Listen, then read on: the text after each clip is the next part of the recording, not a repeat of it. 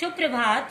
कक्षा 12वीं के बच्चे, बेटा लॉकडाउन के दौरान हम जनसंचार माध्यम जो पाठ्य पुस्तक है उसे कर रहे हैं। ठीक है, वीडियोस में मैंने बेटा आपको पढ़ाया, मैंने रिटर्न में पीडीएफ बना के जो कार्य दिया वो इसके अनुसार है।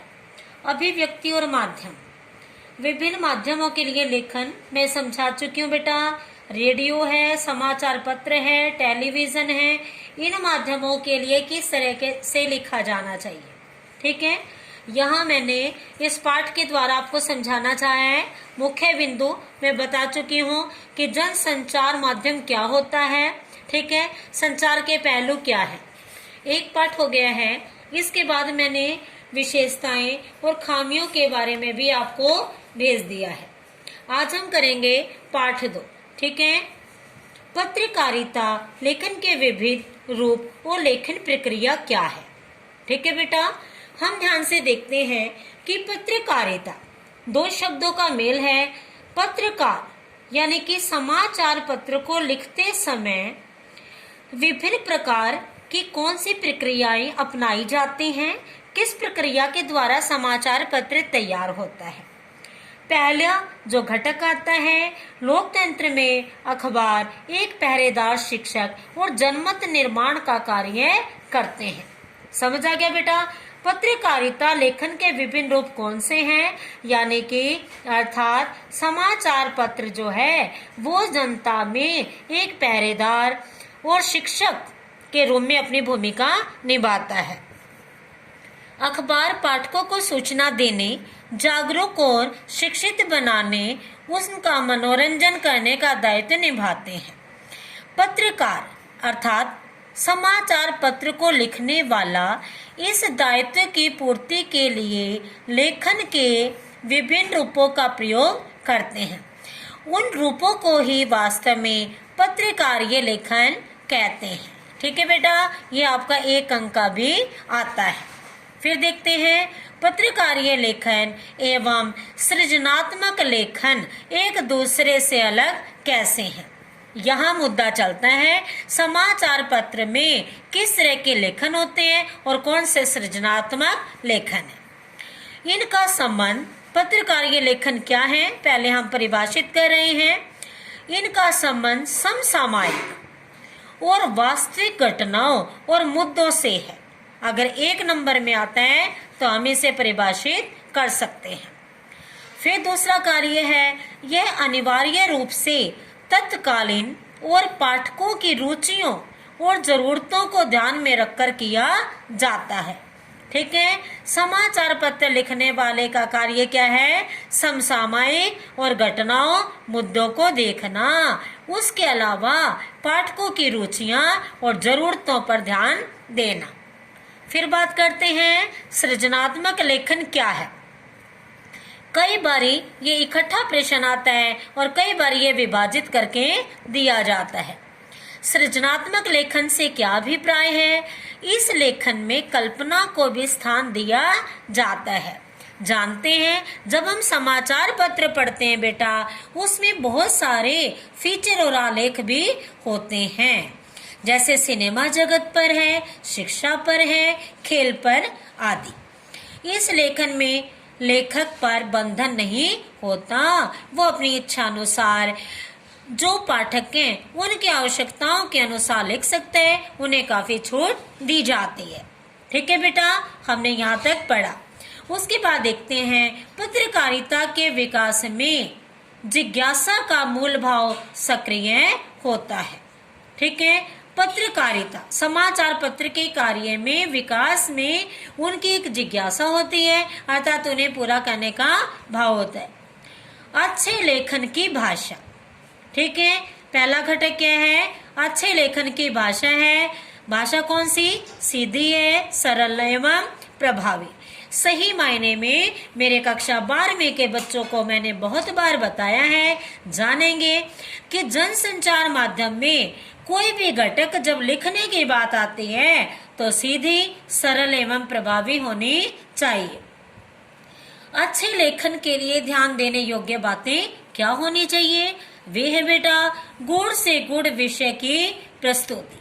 ठीक है, जब समाचार पत्र लिखा जाता है तो गहराई से गहराई तक की बातें, उन विषयों की जानकारी होनी चाहिए और उन विषयों की जानकारी के साथ उसे सरल, सहज और रोचकता से प्रस्तुत करने की कला भी आनी चाहिए। दूसरा है बेटा, विषय तथ्यों द्वारा पुष्ट। कोई भी विषय है उदाहरणों के द्वारा भी प्रस्तुत करने की कला होनी चाहिए। लेख उद्देश्यपूर्ण हो। ठीक है, लेख सदैव वही प्रभावी होते हैं जो उद्देश्य को पूरा करते हैं। पत्रकार के प्रकार क्या है? ठीक है बेटा, पत्रकार के प्रकार कितने होते हैं? 3 होते हैं, जो हम पहले भी बता चुके हैं। कक्षा 12वीं के बच्चे ध्यान से सुनेंगे। ये 1 अंक में भी आता है, ये 4 में भी आ जाता है। ठीक है बेटा, अगर आता है पत्रकार के प्रकार कितने हैं तो 3 हैं।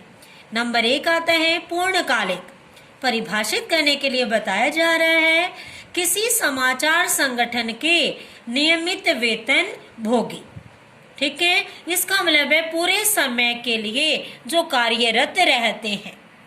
दूसरा है अंशकालिक। अंश का मतलब होते हैं लघु, थोड़े समय के लिए एक निश्चित मानदेय पर काम करने वाले। सीबीएसई के सभी छात्र ध्यान से सुनेंगे, ये 1-1 अंक के लिए प्रश्नों में आते हैं। फ्रीलांसर, जिसे हम हिंदी भाषा में स्वतंत्र पत्रकार भी कहते हैं। ठीक है, स्वतंत्र पत्रकार जो भुगतान के आधार पर अलग अलग अखबारों के लिए लिखता है। ठीक है, वो किसी एक समाचार पत्र संगठन से जुड़ा नहीं रहता।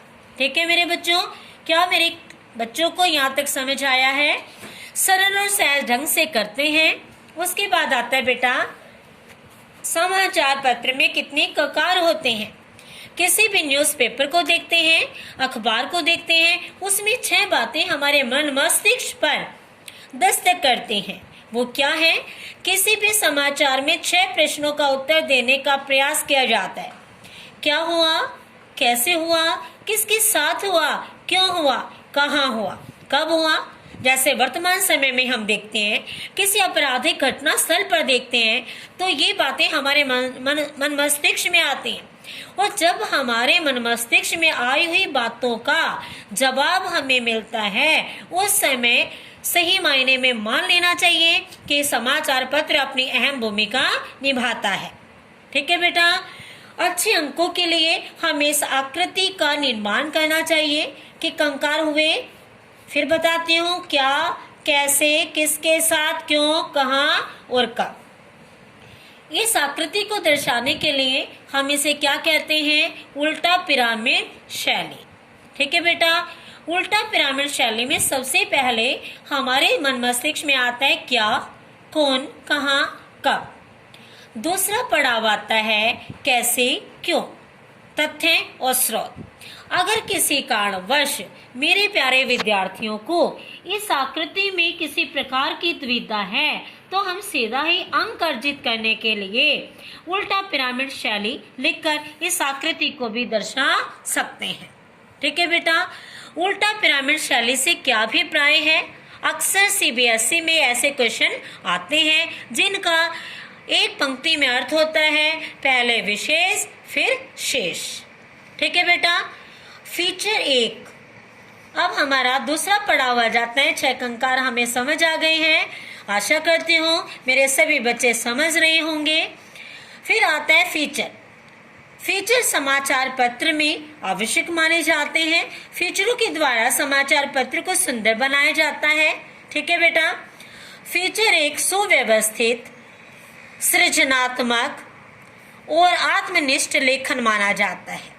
ठीक है, 1 नंबर में 1 अंक में आने वाली इसी परिभाषा का हमें चयन करना है, जिसका उद्देश्य है पाठकों को सूचना देना, शिक्षित करना तथा मनोरंजन करना होता है।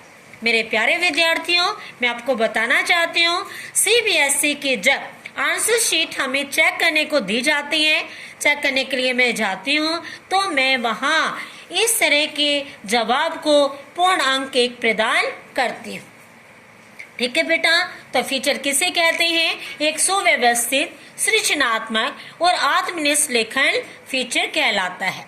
जिसका कार्य क्या होता है? पाठकों को सूचना देना, शिक्षित करना और मनोरंजन करना। समझ आ गया? फिर बेटा फीचर और समाचार में अंतर क्या है? अब हमारे बच्चे कक्षा 12वीं के बच्चे जानना चाहेंगे कि आप हमें ये बताओ, समाचार किसे कहते हैं, फीचर किसे कहते हैं। एक तरह का जो ये जवाब मैं आपको बता रही हूँ, इस समाचार में लघु प्रश्न भी आ जाते हैं और दीर्घ भी आ जाते हैं। अब हम परिभाषित करने जा रहे हैं केवल समाचारों को। ठीक है, समाचार का कार्य पाठकों को सूचना देना होता है। अगर बोर्ड परीक्षाओं में 1 अंक आता है तो आप इसे बताएंगे। ठीक है बेटा, समाचार से क्या अभिप्राय है? समाचार का कार्य पाठकों को सूचना देना। इसका उद्देश्य पाठकों को ताजी घटना से अवगत कराना होता है। इसमें शब्द सीमा होती है। इसमें लेखक के विचारों या कल्पना के लिए कोई स्थान नहीं होता। ठीक है बेटा, क्योंकि जिस समाचार में कल्पना हो जाती है वहाँ समाचार नहीं रहता, बल्कि अपनी वास्तविकता, अपना स्वरूप खो देता है। समाचारों में फोटो का होना अनिवार्य होता है। घटना कहाँ घटी, वहाँ हमें चित्रों के द्वारा समाचार को सुचारू रूप देने के लिए चित्रों की आवश्यकता है।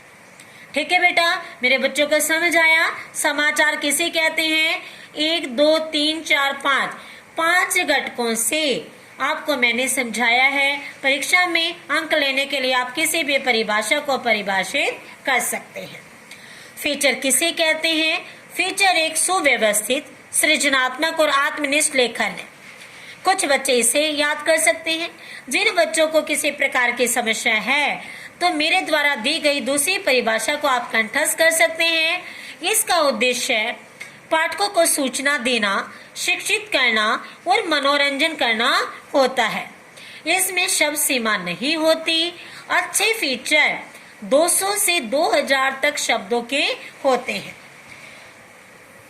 आपको बीच में ही मध्य में अपने विद्यार्थियों को, सीबीएसई के 12वीं कक्षा के विद्यार्थियों को बताना चाहूंगी, इन्हीं परिभाषाओं में से भी कई बार एक अंक को भी दिखा दिया जाता है, अर्थात एक अंक के अनुसार ये प्रश्न दे दिए जाते हैं। ठीक है, फीचरों में शब्द सीमा कितनी है? 200 से 2000। इसमें लेखक की कल्पना और विचारों को भी स्थान मिलता है। अच्छे फीचर के साथ फोटो या ग्राफिक्स का होना अनिवार्य है। ठीक है बेटा, फिर हम पढ़ेंगे फीचर के प्रकार, समाचार, बैकग्राउंड, फीचर खोज परख, फीचर साक्षात्कार। ठीक है, आज के लिए मेरे बच्चों के लिए इतना ही। लॉकडाउन के दौरान नियमों का पालन करते हुए अपने घर में अपने अध्ययन को सुचारू रूप प्रदान करें। घर रहें, स्वस्थ रहें।